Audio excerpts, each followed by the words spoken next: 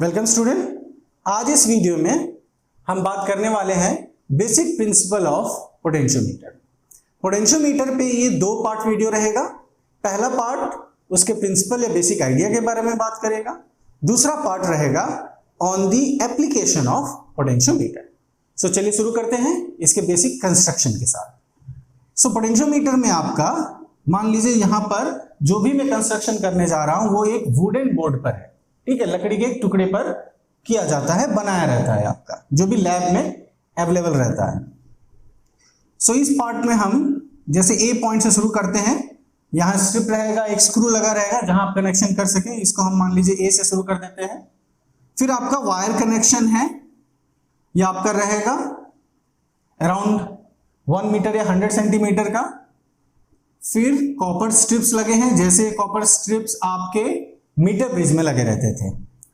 और फिर यहां पर क्योंकि मीटर ब्रिज से बड़ा वायर इस्तेमाल किया जाता है, अराउंड लैब में आप 400 सेंटीमीटर टू 500 सेंटीमीटर वाला आप यूज करते हैं, तो ये वायर को घुमा घुमा के यहां पर लगाया गया है। घुमा के सीधा लगाने पे क्या है, इंस्ट्रूमेंट बहुत बड़ा हो जाएगा, बल्कि हो जाएगा, तो इसीलिए वायर को ऐसे घुमा घुमा के आपका लगाया गया है। मीटर ब्रिज में एक ही 100 सेंटीमीटर का था, तो वो आपका उतने में लग जाता है। पर यहां क्या है, 400 सेंटीमीटर टू 500 सेंटीमीटर है, सो डेफिनेटली हमें ऐसे कंस्ट्रक्शन करना पड़ रहा है। सो इस तरह से आपका रहता है, और इसको हम यहां पर बी पॉइंट पर ले आते हैं इस वायर को, और ये इसका दूसरा एंड हो जाएगा जिसको हम बी कह देते हैं, ठीक है। सो 100, 200, 300, 400, सो ये 400 सेंटीमीटर का हो जाएगा। यहां हमारा स्टार्टिंग 0 है। आगे चल के हम बैलेंसिंग लेंथ पता करेंगे, उसके लिए आपका यहां पर एक स्केल दिया रहेगा। स्केल से आप पता कर सकते हैं कि क्या बैलेंसिंग लेंथ, ठीक है। स्केल यहां पर आपका 100 सेंटीमीटर वाला 1 मीटर का स्केल दिया रहता है। ओके, सो इसमें हम एक कनेक्शन कर देते हैं, आपका बैटरी कनेक्शन दे देते हैं, जिससे आपको करंट पता करने के लिए। आगे चल के बेसिक प्रिंसिपल में आप देखेंगे कि इस पार्ट में हमें करंट को कांस्टेंट रखना है। Current has to be constant for this potentiometer to work. इसको काम करने के लिए, इसके बेसिक आइडिया को अप्लाई करने के लिए करंट स्टेडी या कांस्टेंट होना चाहिए। तो वो मेजर करने के लिए हम यहां पर एक एमीटर लगा देते हैं। अब मान लीजिए फ्लक्चुएशन होता है, करंट कांस्टेंट नहीं रहता, कम ज्यादा होता है, तो उसको बैलेंस करने के लिए वो कांस्टेंट ही रहे, ऐसा करने के लिए हम एक रियोस्टैट को लगा देंगे, और यही हम बी पॉइंट से लाके इसको यहां फिनिश कर देते हैं। तो ये आपका एक रियोस्टैट हो गया, ठीक है, वेरिएबल रेजिस्टेंस हो गया। सो एक सेल लग गया, इसको हम ड्राइवर बैटरी कहते हैं। आपका एमीटर है जो कि मेजर करेगा कि करंट कितना है, रियोस्टैट जिससे आप करंट को बैलेंस कर सकते हैं। सो ये पार्ट आपका सर्किट का हो जाता है, ठीक है। और ये आपका ए से बी तक वायर है, कनेक्शन है, 400 सेंटीमीटर या 500 सेंटीमीटर का रहता है। अब इसका सेकंड पार्ट रहेगा वो अननोन पार्ट। ये सारे आपके नोन पार्ट है जिनके बारे में हमें जानकारी है, ठीक है। अब सेकंड पार्ट में है आपका अननोन पार्ट, जहां आप एक सेल लगा रहे हैं। अब इसका ईएमएफ हमें नहीं पता, ठीक है, और आगे चल के हम इसकी जानकारी चाहते हैं, ठीक। ये ईएमएफ कितना है इसको हम पता लगाना चाहते हैं। सो ये एप्लीकेशन पार्ट में आपका चला जाएगा अगर हमें इसका ईएमएफ निकालना है। फिर यहां पर एक रेजिस्टेंस के साथ या उसके बिना भी आप एक गैल्वेनोमीटर दे देंगे, बैलेंस पता करने के लिए, बैलेंसिंग लेंथ पता करने के लिए कि कहां पर नल पॉइंट आया है।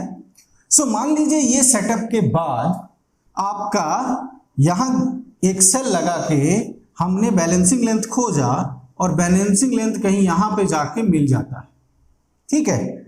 और ए से जे तक का जो वो लेंथ है L1 लेंथ आपका है, ए से जे। आप ए से जे जब मेजर करना होगा तो कैसे मेजर करेंगे, ये 0 है, यहां से जाएंगे 100, फिर यहां आएंगे, और जो भी स्केल में ये मिलेगा उसको 100 सेंटीमीटर में जोड़ देंगे, तो आपको इसका एजे का लेंथ पता चल जाएगा, ठीक है। ध्यान देंगे, जैसे वायर गया है वैसे जोड़ेंगे। जब जोड़ने जाएंगे तो यहां से नहीं जोड़ेंगे, क्योंकि वायर ऐसे घूम रहा है, तो यहां से यहां 100, फिर ये कितना लेंथ है वो यहां पर आप स्केल से देख लेंगे कितना है, फिर इसको 100 के साथ जोड़ देंगे, आपको बैलेंसिंग लेंथ पता चल जाएगा।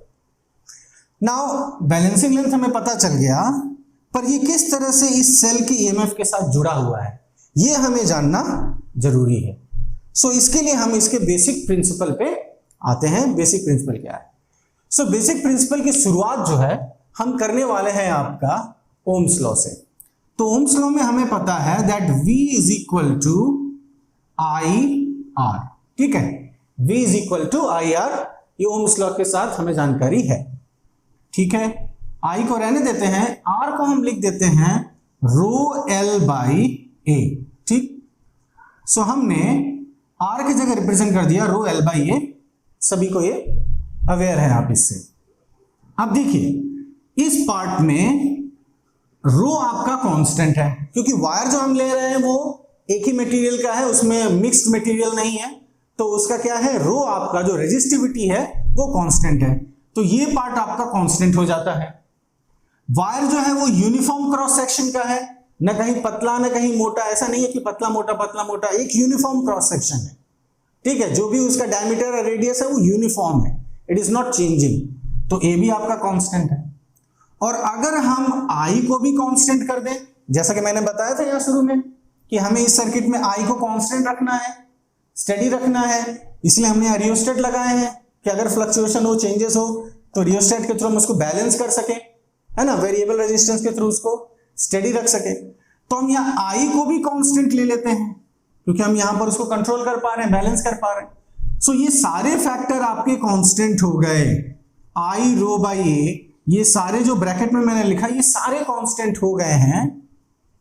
तो ऐसे कंडीशन में आपका V प्रोपोर्शनल टू L हो जाता है, जो पोटेंशियल डिफरेंस है वो लेंथ के प्रोपोर्शनल हो जाता है।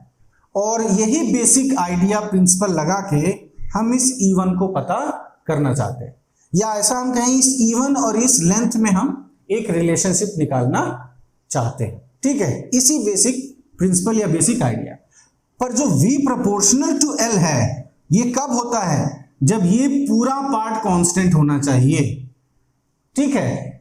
सो I शुड बी कांस्टेंट, रो आपका सेम ही है क्योंकि वायर आपका एक ही मटेरियल का है, of area of cross section should be constant, तब आप ये ले सकते हैं, ठीक है।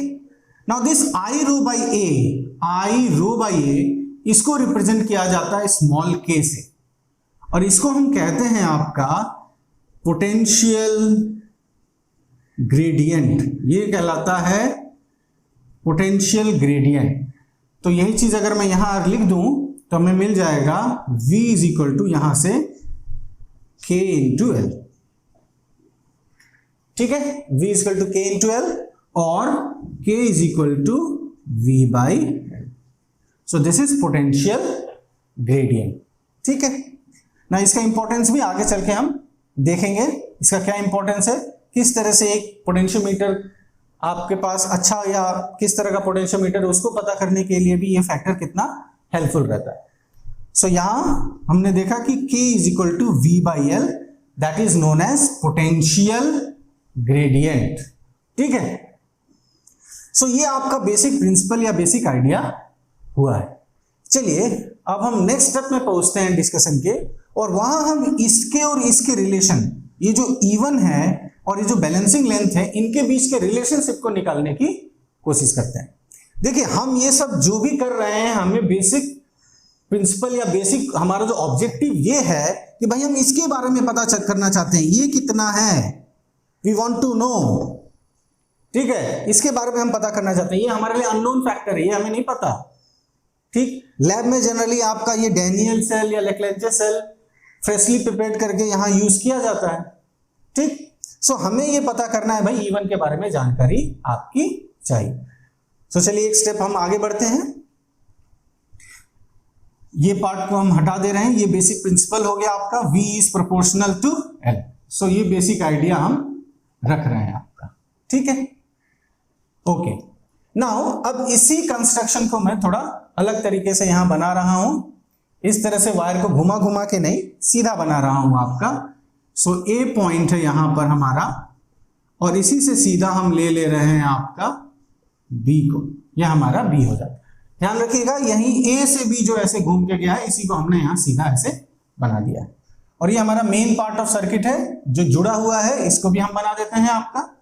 सो हमने यहां पर जोड़ दिया, एक हमने सेल दिया था, बैटरी दिया है, एमीटर दिया है, साथ ही साथ एक रियोस्टेट को भी कनेक्ट किया हुआ है। सो ये पार्ट्स जो आपका यहां से लेके यहां तक ये जो पार्ट है वो ऐसे हमने रिप्रेजेंट कर दिया। ये भी रिप्रेजेंट कर देते हैं, यहां हमने E1 दे दिया, ठीक है। मान लीजिए एक रेजिस्टेंस भी दे देते हैं, गैल्वेनोमीटर लगाया और यहां पर J पॉइंट पर हमें नल पॉइंट मिल गया। नल पॉइंट मिल गया मतलब इस समय गैल्वेनोमीटर का पॉइंटर 0 पे रहेगा, ठीक है। ये होता है आपका नल पॉइंट यहां पर मिला है। और A से J हमने कितना लिया है, L1 आपका लिया है, ओके ना। अब देखिए क्या हो रहा है एट नल पॉइंट। जब हमने नल पॉइंट हमें मिल गया उस समय क्या हो रहा है, ये आपका करंट को फ्लो करा रहा है। आपका ये ड्राइवर जो आपका बैटरी है ये करंट को फ्लो करा रहा है, करंट आपका फ्लो कर रहा है। पर यहां अगर नल पॉइंट ये शो कर रहा है इसका मतलब इस पार्ट में कोई भी करंट नहीं है, this part has no current, ठीक है। यहां से लेके यहां तक कोई भी करंट आपका नहीं है, ये बता रहा है आपका, ठीक। सो करंट आपका ऐसे फ्लो कर रहा है पर यहां करंट आपका नहीं है, कोई भी करंट यहां नहीं मिल रहा है, इसीलिए नल पॉइंट आपको मिल रहा है। ये गैल्वेनोमीटर आपका 0 डिफ्लेक्शन दे रहा है। अब थोड़ा सा ध्यान से इस डायग्राम को अगर आप देखें, सो देखिए ये पॉइंट और ये पॉइंट, इन दोनों पॉइंट के बीच का जो पोटेंशियल डिफरेंस है क्या वो इस E1 के बराबर होगा?